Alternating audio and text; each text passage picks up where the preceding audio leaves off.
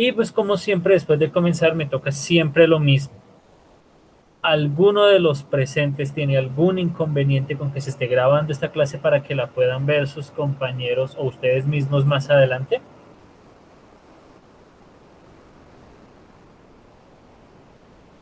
No, profe. Gracias, Juan David. Si nadie dice nada, asumo que entonces no hay ningún inconveniente. No, Muchísimas profe. gracias, Jennifer. Listo. Eh, Jennifer, ¿por qué estás dos veces? Qué gracioso. En fin, no importa. Ya me distraje. Vamos a comenzar entonces. Como les decía, hablan ustedes en esta primera parte. ¿Cómo les fue? Leí sus ejercicios, sus parrafitos de la definición de locura y de la definición de tiempo libre, muy interesantes. Hay unas ideas buenísimas que nos van a servir mucho para el trabajo de esta clase y de las clases que vienen. Entonces me alegra mucho. Y entonces pensé que con eso les fue más o menos bien.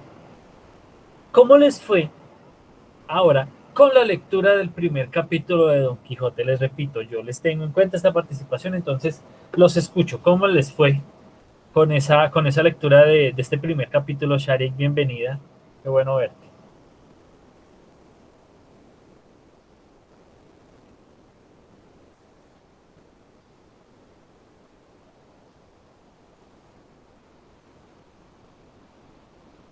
No todos, porque si hablan todos al tiempo no les escucho, no les entiendo nada.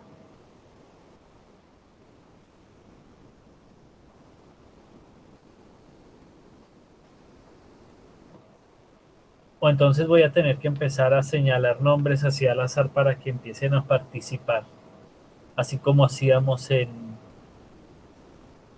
clase.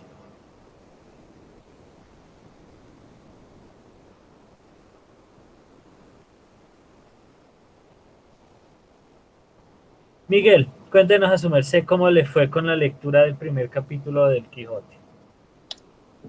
Mal, ¿Por qué? porque no entendí nada, o sea, pues algunas partes, pero hay muchas palabras desconocidas. Perfecto, esa es una primera impresión muy válida y que obviamente tiene que ver con lo que vamos a trabajar. Gracias, Miguel. ¿Alguien más voluntariamente? Mientras anota aquí, Miguel. Miguel, entonces elija otra personita que nos colabore con sus impresiones de la lectura del primer capítulo de Don Quijote. A Catherine. Catherine, te escuchamos. ¿Cómo te fue con la lectura de este primer episodio del Quijote? Bien, profe, pero pues también me pasa casi lo mismo. Algunas palabras no las entendía muy bien. Listo. Rodríguez, listo. Última persona voluntariamente.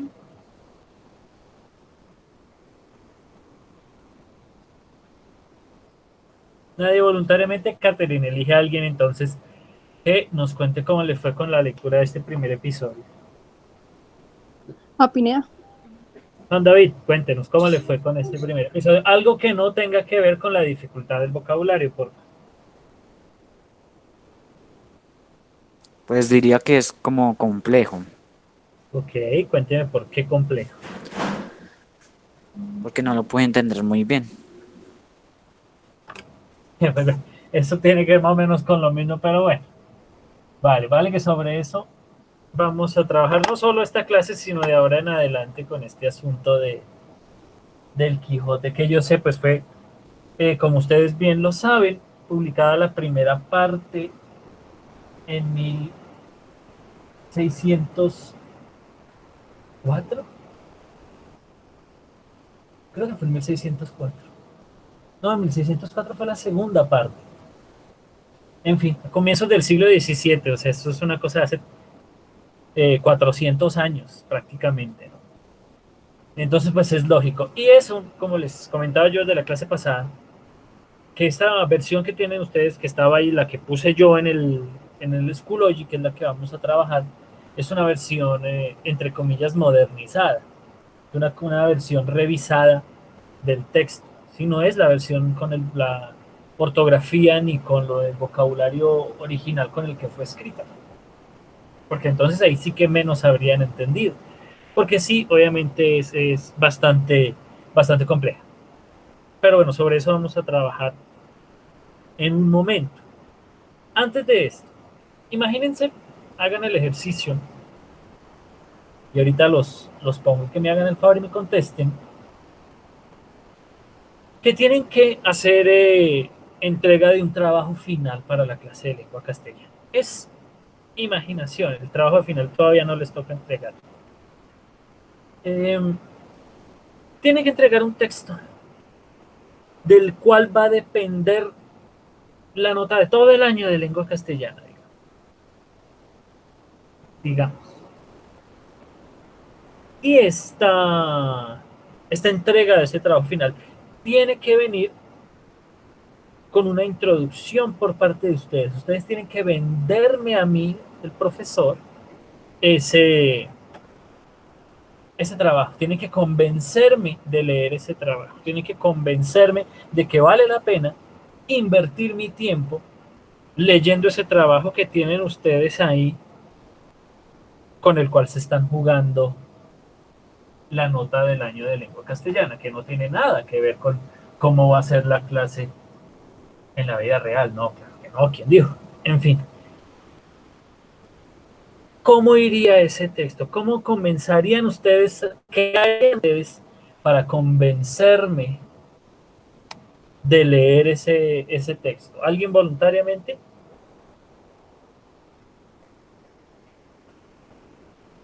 Juan David, elija a alguien que nos cuente cómo haría para convencerme de leer ese trabajo. Ah, Daniela Quintero. Karen, yo toda la vida he llamado Karen. Cuéntanos, si toda la nota del año de lengua castellana dependiera de un trabajo y tú tuvieras que convencerme de leer ese trabajo, ¿cómo lo harías? Pues explicaría como de qué trata. Bien, ese es un comienzo. Muy bien, claro, pues me cuentan de qué va a tratar eso. Esa es una manera, muy bien. Elige a otra persona, porfa, entonces que nos cuente cómo harían para convencerme de leer ese trabajo. A, a Chari. Sharik, cuéntanos, ¿cómo harías para convencerme de leer ese trabajo? Ay, pero no era para que saliera. Elige a otra persona, porfa. Karen. A Daniela Mora. Daniela.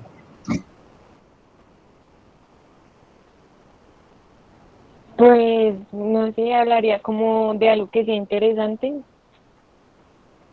Hablarías de algo que sea interesante. Listo, muy bien. Gracias, Sharik. Ya que regresaste, cuéntanos cómo harías para convencerme de leer ese trabajo. Pues yo le pondría como un título llamativo, como para que le llame la atención al profesor. Pues depende del tema, pues si yo puedo escoger el tema que yo quiera, pues yo pondría un tema que le llame la atención al profe. Pues sí, que le guste, ¿no? Sí, sí, vale. Pero eso sería en el trabajo. Me refiero a la introducción que tienes que hacer. En esa introducción, ¿cómo harías para convencerme? Porque todo eso está en el trabajo. Lo que me estás comentando está en el trabajo, el título, el tema que a mí me llame la atención. Pero yo no me voy a enterar de todo eso si no leo el trabajo. ¿Cómo haces para convencerme de que lea el trabajo en primer lugar?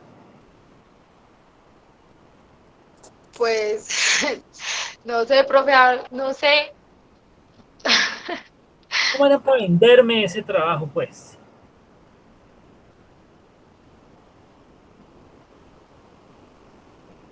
O piensen, Charik y todos, en cómo hacen las propagandas hoy en día para vender sus productos. ¿Qué hacen? ¿Qué estrategias utilizan aparte de mostrar mujeres Una en traje promoción, de baño? Dime, una promoción. una promoción puede ser. ¿Qué más? ¿Cómo más nos convencen de comprar sus productos? Por la Una buena calidad. opinión. Por la calidad, por su opinión, muy bien.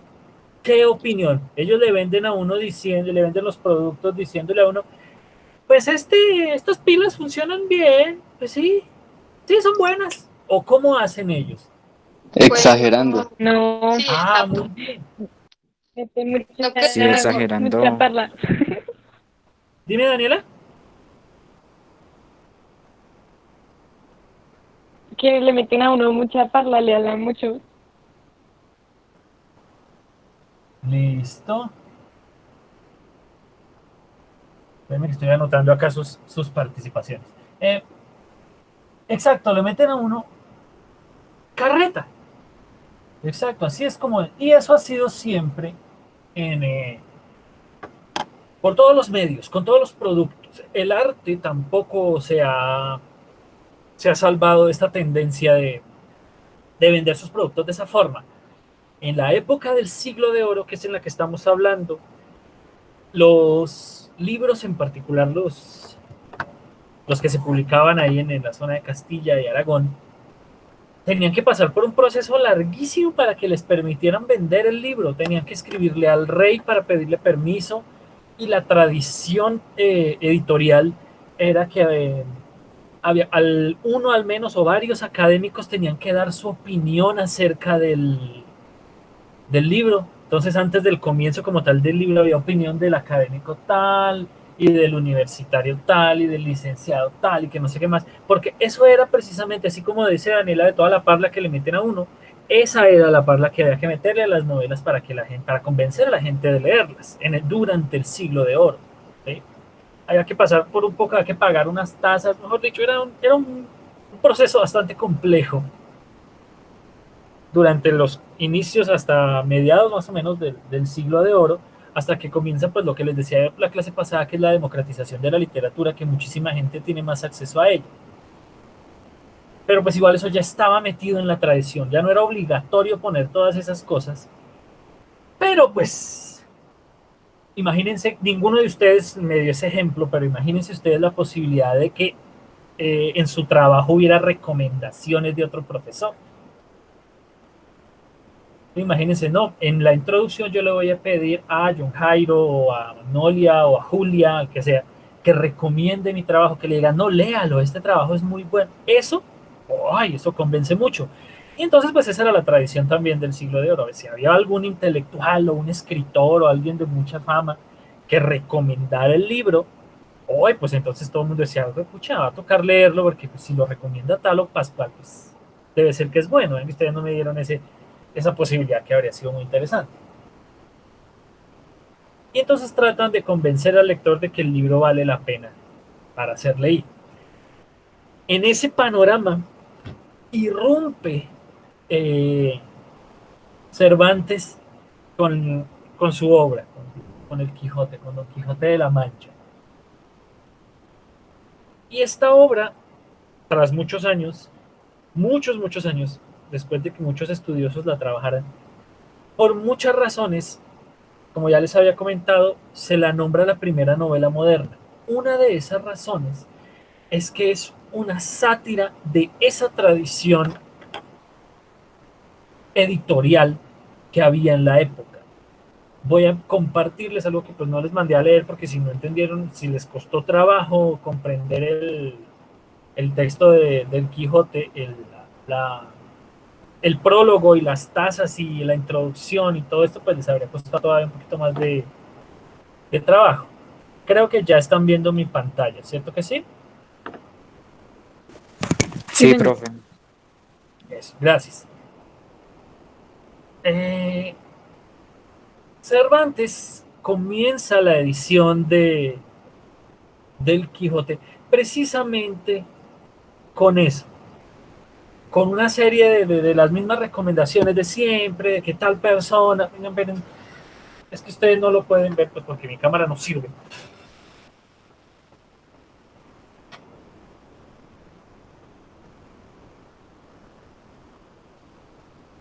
Si sirviera pues les mostraría, pero aquí en mi edición, que es una edición especial del Quijote, Cervantes, que no aparece en línea, es muy difícil de encontrar, en fin. Cervantes arranca su obra precisamente con las mismas recomendaciones de siempre, que, que qué libro tan bueno, y que hoy hay que leerlo, y que Don Quijote es el mejor, y que no sé qué más. Normal. Pero el chiste, la gracia, la sátira que hace Cervantes con todo esto es que toda la gente que él pone ahí es inventada. ¿Sí? Todas las recomendaciones que se ponen ahí al comienzo de la obra es de personajes que no existen. ¿Sí? Se burla de esa tradición de poner de que, ay, que tiene que aparecer tal y cual otro y que no sé quién más para recomendar el libro, poniendo recomendaciones de personas que no existen y con nombres absurdos. Porque, por ejemplo, hay una recomendación del cachidiablo, académico de la Argamasilla, el cachidiablo. Se está burlando de esos académicos que viven de eso, de esos académicos que les pagan para hablar bien de las novelas. Hay otro llamado del paniaguado, por ejemplo, ¿sí? El monicongo. Así, todo eso hace parte de una de las muchas razones por las cuales Don Quijote es considerada la primera novela moderna. Cervantes se burla de las tradiciones editoriales de la época, sobre todo, ojo aquí con lo que voy a mostrar, con el prólogo. Las dos primeras palabras de ese prólogo son impresionantes. Vean cómo lo llama uno que agarra el libro, ¿no? Entonces arranca a leer el prólogo y de primeras casi que se le va metiendo al rancho. Lo primero que dice, desocupado lector. Imagínense que ustedes me entregaran a mí ese trabajo del que estábamos hablando así. Desocupado profesor. Pues no harían eso porque saben que me emberraco y ya no leo eso. ¿Cómo así desocupado? Respete, ¿qué les pasa? Y sin embargo así comienza Don Quijote el prólogo de su obra, llamando al lector un desocupado porque hace falta ser un desocupado para leer esa obra. Es lo mismo, se está burlando de la tradición editorial de la época. Se está burlando de que, ay, usted que es muy inteligente y va a leer mi libro, se lo agradezco por leerlo, ya eso demuestra su inteligencia. Carreta, nada. Cervantes arranca diciendo desocupado lector. Y fuera de eso, de que se le mete a uno al rancho, habla mal de su propia obra también. Más adelante dice, ¿qué podría engendrar el estéril y mal cultivado ingenio mío, sino la historia de un hijo seco, avellanado, antojadizo y lleno de pensamientos varios y nunca imaginados de otro modo, bien como es quien se engendró en una cárcel donde toda incomodidad tiene su asiento y donde todo triste ruido hace su habitación? Repito, ustedes mismos lo dijeron. No, pues hay que llamar la atención desde el profesor para que lea mi trabajo, hay que meterle carreta, hay que venderlo como si fuera el mejor de todo, el mejor producto de todos. Cervantes agarra eso y lo patas arribea otra vez. Él no vende su libro diciendo, este es el mejor libro de caballerías que hay, sino todo lo contrario. Yo soy medio tonto, no soy muy ingenioso, porque él dice, ¿qué podía engendrar el estéril y mal cultivado ingenio mío? Él se llama a sí mismo, él arranca diciendo, me gustaría que este libro fuera mejor. Acá dice, quisiera que este libro, como hijo del entendimiento, fuese el más hermoso, el más gallardo y el más discreto que pudiera imaginarse. Yo quisiera que este libro fuera bueno, pero como soy medio lento, como escribí este libro en la cárcel, porque Cervantes arrancó la creación del Quijote cuando estaba preso en Argel, algunos cuando lo habían capturado unos piratas argelinos. Entonces, como lo escribí en la cárcel, pues, qué hijo de madre, pues no es muy bueno que digamos. Y aquí más adelante explica lo que les estoy contando. Él cuenta una anécdota que es ficticia, obviamente, en la que habla con un amigo y le dice, pero yo a qué académico le voy a decir que lea esta vaina si es tan simple, tan chimborri. Aquí dice tan falta de habilidad. ¿Dónde está? En fin, bueno. ¿Cómo es posible que cosas de tan poco momento y tan fáciles de remediar puedan tener fuerzas de suspender y absorber un ingenio tan maduro como el vuestro? Es decir, ¿cómo puede sorprender este libro a alguien con mucha inteligencia? Y así es a lo largo de todo el prólogo. Todo el prólogo es exactamente lo mismo. ¿Sí? No porque porque Cervantes, crea que Don Quijote es un mal libro, sino porque se está burlando de la gente que hace eso. Se está burlando de todos los escritores que hasta el momento han vendido sus libros, como decía perfectamente, o sea, esa es la expresión exacta, como decía Daniela, con un montón de carreto, motor de parla en esos libros. Se está burlando de todos ellos. Y esa es una de las razones por las cuales... había mentiras que aquí sí estaba, qué gracioso. En fin, de las razones por las cuales Don Quijote es considerada la primera novela moderna. Aquí supuestamente Amadís de Gaula, ustedes seguramente se acuerdan de Amadís de Gaula porque lo leímos en clase cuando todavía estábamos en el colegio. Es un personaje ficticio, es un personaje de novela, y sin embargo supuestamente Amadís le escribe un soneto a Don Quijote, Don Belenis de Grecia, que es otro caballero andante. La señora Oriana, que era la amada de Amadís de Gaula, supuestamente le escribe un soneto a Dulcinea del Toboso. ¿Sí ven? Con todo esto, lo que está haciendo Cervantes es burlándose. Se les está metiendo al rancho a los, eh, a los escritores del siglo de oro. Y fue muy bueno, tuvo un efecto grandísimo, precisamente por eso. Porque pues todo el mundo agarró la sátira, todo el mundo se dio cuenta de que se estaba burlando de los demás escritores, entonces fue muy popular. ¿Listo? Hasta ahí más o menos clara cómo funciona la sátira del prólogo de Don Quijote.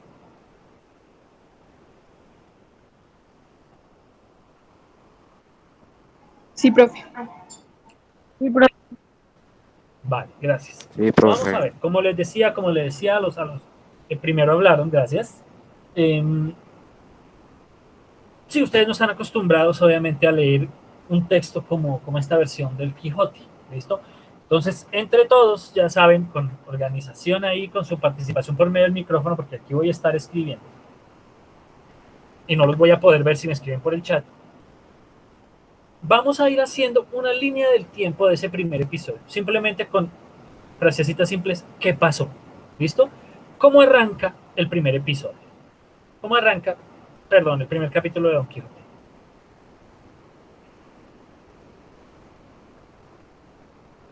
Pues en el lugar de la Mancha, ¿no? Listo. En La Mancha. Sobre ese inicio vamos a hablar más adelante, que es un inicio magistral, pero más adelante. Ya sabemos que esta historia comienza en La Mancha, que es una provincia del norte de España. ¿Qué pasa allá? Digamos, eso es lo primero. ¿Quién está ahí? Tiene una ama de casa y una sobrina. ¿Quién? Listos. Ponemos acá entonces está la ama y la sobrina, pero ¿quién las tiene? El Quijote. Un señor que se llama ¿cómo?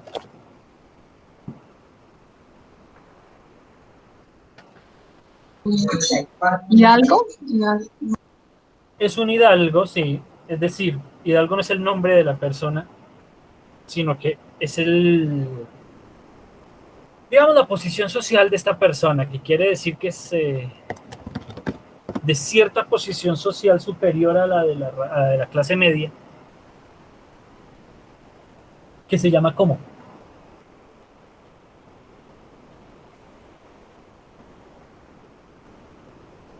Voy anotando acá las participaciones.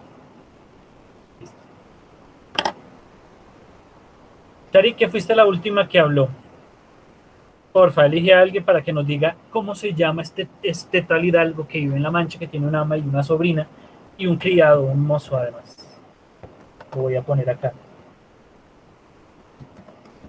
Ojo que por mozo quiere decir criado, no es que tenga un amante. Chari, que elige a alguien, por favor.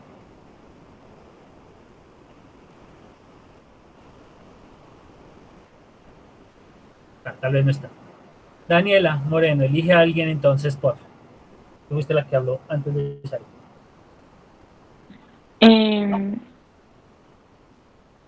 A Paula.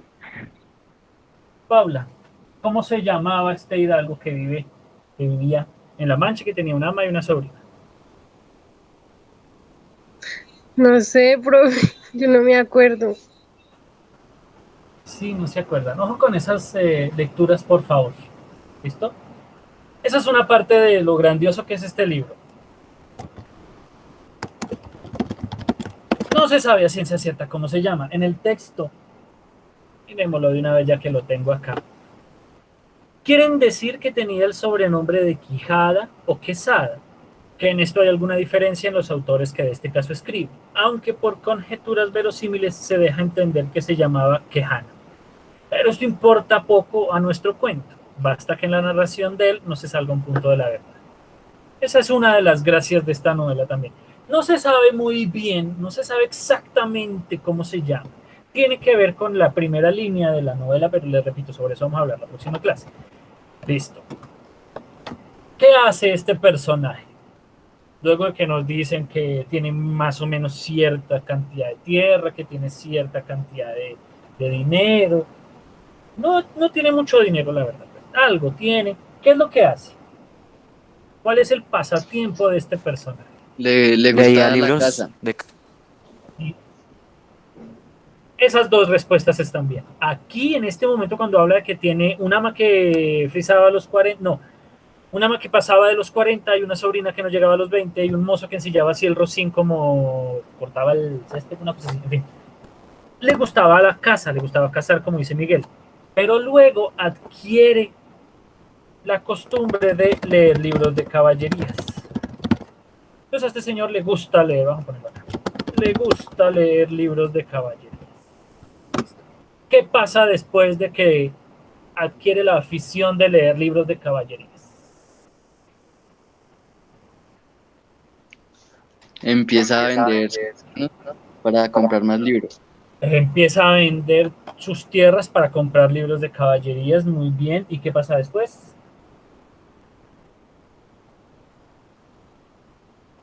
¿Quiere ser un caballero andante? Creo. ¿Por qué? Te pasó un peldañito. ¿De dónde surge la idea de convertirse en caballero andante? ¿Tenía un profesor de literatura fastidioso así como ustedes?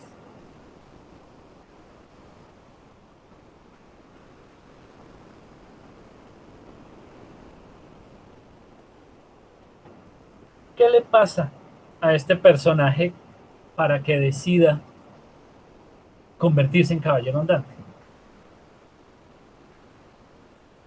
Literalmente dice, porque es literal, literalmente dice así.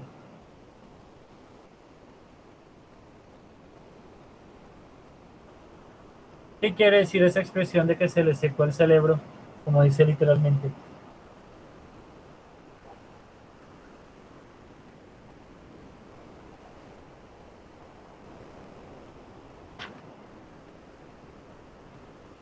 que se le olvidaron cosas. No, tiene que ver con lo que tenían que hacer de la tarea para el fin de semana pasado. Se volvió loco. Se volvió ¿Que se loco. volvió como loco? Exacto, se volvió loco. Literal, lo mismo, yo estoy mirando aquí mi libro, teniendo aquí la esta para que ustedes lo vean también. Que es una de las líneas que más, bueno, todas las líneas del Quijote a mí me gustan, pero esta es una expresión muy bonita, que por lo general se repite mucho cada que se habla de Don Quijote. Se le pasaban las noches leyendo de claro en claro y los días de turbio en turbio, y así, del poco dormir y del mucho leer, se le secó el cerebro, de manera que vino a perder el juicio. De tanto leer, porque leía todo el día de claro en claro, las noches de claro en claro y los días de turbio en turbio, es decir, todo el hijo de madre día. Y de tanto leer, se volvió loco. Y ahí, dice, llenóse de la fantasía de todo aquello que leía en los libros.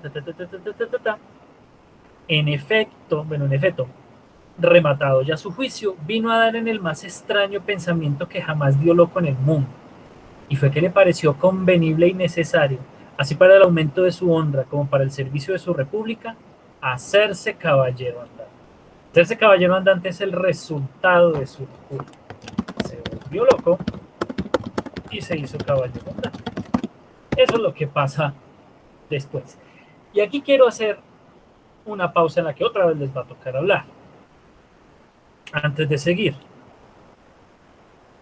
Según lo que les acabo de decir, la justificación de Don Quijote, pues obviamente ya en medio de su locura, obviamente, para volverse caballero andante, textualmente es que le pareció conveniente y necesario para el aumento de su honra y para el servicio de su república. Para eso se hace caballero andante, ¿sí?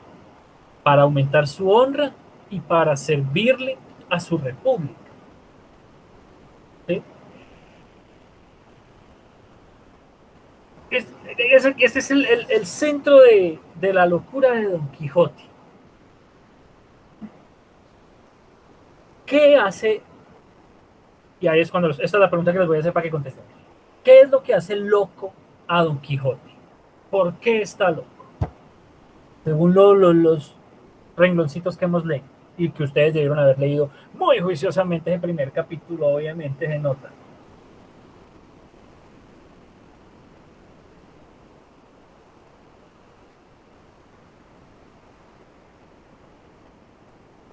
Paula, que fuiste la última que habló, elige a alguien para que conteste eso. Según ese primer episodio, ¿por qué está loco Don Quijote? No a causa de qué, sino que, ¿cuál es la razón? Elige a alguien, por favor. A Miguel. Miguel, para usted, según lo que entendió, según lo que hemos hablado ahorita, ¿por qué dice la gente o por qué dice Cervantes que Don Quijote se volvió loco? Es que no entendí muy bien por qué quería. Creo que pues quería ser como, quería tener como fama, como honor, ¿no? Esa es una razón que da Cervantes ahí, sí, muy bien. La otra es para Que servir a su república. Esas son sí, las dos que da en ese momento, más adelante de la onda en ese asunto, pero pues por ahora nos da esas dos.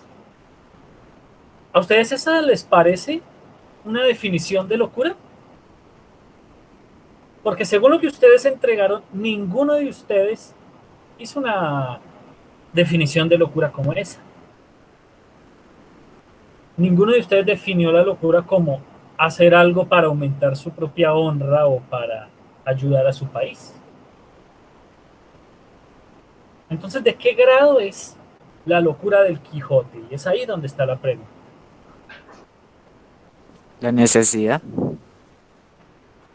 Bueno, muy bien, esa es una idea muy compleja. Desarrollalo un poquito, Juan David. ¿Qué quiere decir? Porque eso es muy importante. Pues ya, por decir así, se volvió como adicto a los libros de caballería. Él ya se imagina ser uno, pienso yo. Listo, ok. Pero miren que esa es una de las partes que hay que leer con mucho cuidado del Quijote. La definición que da Cervantes ahí en la cual él se vuelve caballero andante. Es que él no se vuelve caballero andante porque de buenas a primeras dijo, uy, me voy a volver caballero andante. Don Quijote, don Alonso Quijano, dice, yo quiero ganar honor y quiero servir a mi república. Por eso me voy a volver caballero andante. ¿Sí? La locura, que es una parte, lo que les digo, es una lectura descuidada que se hace de Don Quijote. Don Quijote no es que, ay, me volví loco, entonces me voy a volver caballero andante. No, él se vuelve loco y cree que todas esas historias de los libros de caballerías sucedieron en realidad. Esa es la locura de Don Quijote. Él está loco no porque decide volverse caballero andante.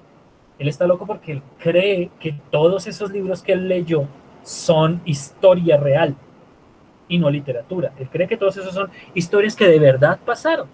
Que todos esos sitios que nosotros ya trabajamos en clase y que sabemos que son sitios fantásticos, él cree que eso es real, él cree que eso es la historia de la humanidad de verdad.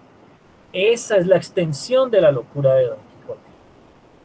Sin embargo, la decisión que toma después a partir de esa locura, ¿a ustedes les parece muy loco? ¿A ustedes les parece que buscar honor y buscar servir a su república es una señal de locura? no, No, ¿Por qué no? Voy anotando aquí sus participaciones.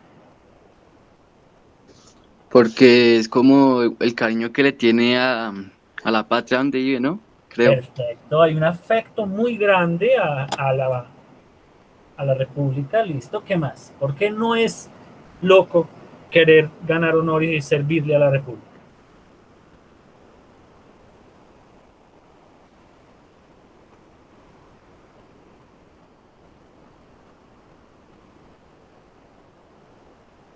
Miguel, elija a alguien para que conteste. Aparte de que pues está muy bien tenerle cariño y amor a su país, ¿por qué otra razón no tiene nada de loco querer servirle a la República o querer obtener honor? Elija a alguien más, por favor. A Paula. Paula, ¿a ti te parece que eso es estar loco? ¿Querer ganar honor y querer servirle a la República? Pues yo creo que por partes. Es Cuéntame. que no sé cómo explicarlo. Depende de la manera que le quiera servir. Ok, esa es una idea muy importante. Cuéntame, ¿depende de qué? Es que no sé cómo decirlo. Como Mm, con tus propias palabras, como lo tengas en tu cabeza, no hay ningún inconveniente. mm, o sea,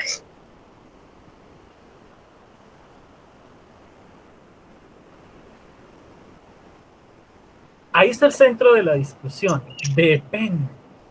¿De qué depende? o sea, de la manera en que él lo piense, o sea, como quiere él ayudarlo.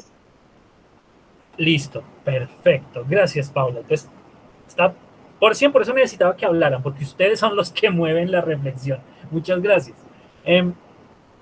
Eso quiere decir que hay unas maneras de ayudar a la República y hay unas maneras de ganar honor que sí son locas y otras maneras que no. ¿Ustedes qué opinan? ¿Toda la ayuda que uno quiera darle a su país es buena? ¿O toda la ayuda es loca? ¿O cuáles ayudas son buenas y cuáles ayudas son locas? Profe, es que pueden haber ayudas buenas y malas, pero entre las malas pueden estar esas locas, ¿no? ¿Cómo cuáles? Cuéntame, Shari. ¿Qué hace la diferencia? Pues digamos que las buenas pueden ser, es que no sé cómo decir. Así como le dije a Paula, con tus propias palabras, así como lo tengas en la cabeza, que lo más probable es que la tengan clara, ustedes son mis hijos.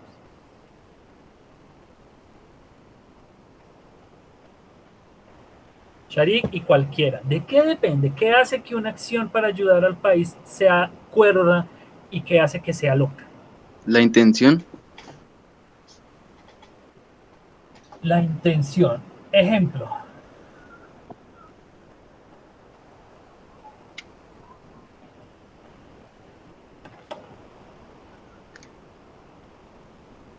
Estoy preguntando, por ejemplo, ¿qué? Es que no sé, pero digamos, si una persona tiene la intención de hacer algo Profe, bueno, como al grado, Juan David, termina, Miguel. Si tiene la eh, intención de hacer algo bueno, pues la acción va a ser buena, pero si tiene intención de hacer algo malo, pues ya lo van a hacer, ya va a tomar la idea de que lo quería hacer con una mala intención. perfecto. Esa es una idea clave también, muy importante. Escuchemos a Juan David. ¿Qué iba a decir, señor Pineda?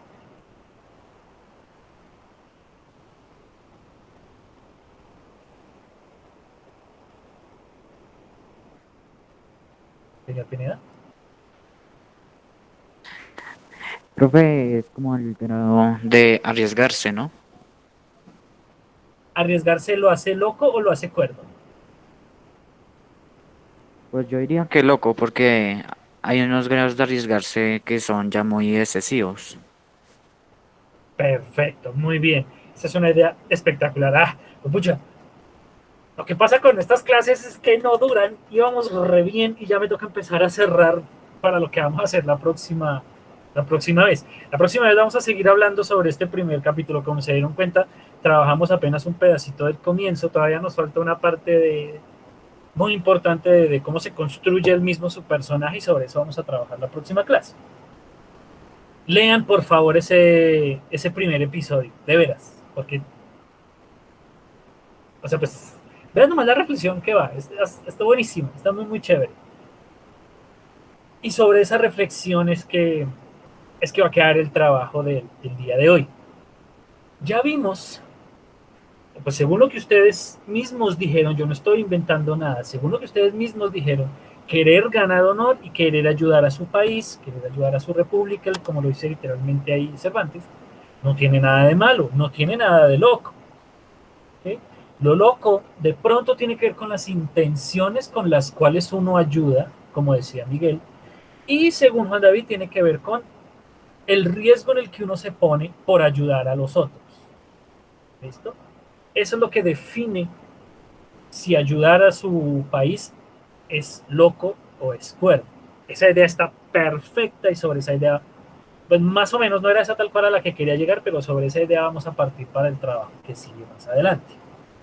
Y sobre esa va a quedar la tarea del día de hoy, pero la escribo por acá y se las muestro. La tarea, quiero decir.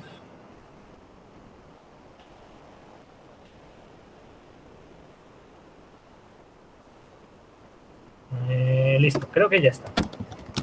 Creo que ya pueden ver mi pantalla, ¿cierto que sí? Sí, señor. Bueno, Sí.